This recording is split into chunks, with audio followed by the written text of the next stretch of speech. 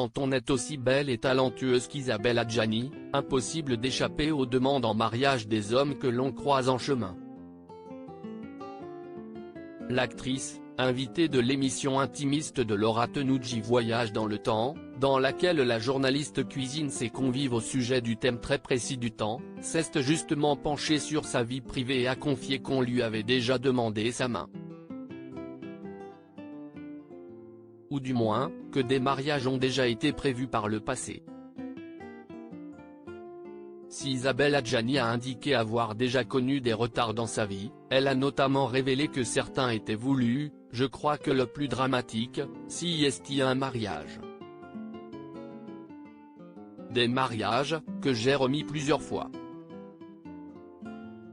Sans pour autant préciser avec qui ces unions étaient prévues, mais en ajoutant que ces reports sont la raison pour laquelle elle n'a jamais été la femme de « Je ne me suis pas mariée à chaque fois que c'était prévu, donc je ne me suis jamais mariée dans ma vie ».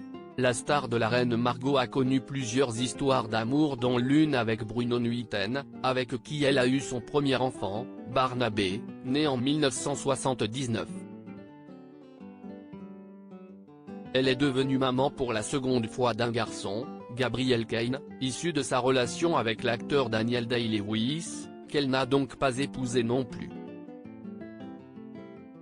Mais en femme indépendante et libre, Isabelle Adjani n'est pas du genre à vouloir appartenir à quelqu'un, bien au contraire.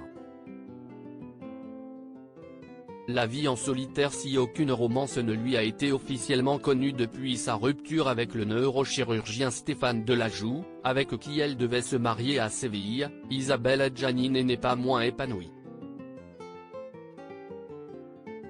En 2017, dans un entretien qu'elle avait accordé à Madame Figaro, elle confiait être célibataire et ne pas envisager la présence d'un homme dans sa vie. Il y a une solitude en moi.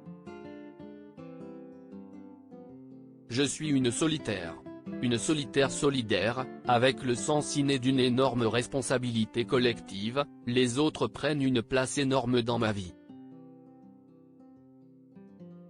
Mais là, j'ai pris l'habitude de vivre seul. Où installerai-je aujourd'hui cet éventuel amoureux? Je vais bien, je me sens bien dans mon corps, le bonheur m'arrive de l'intérieur.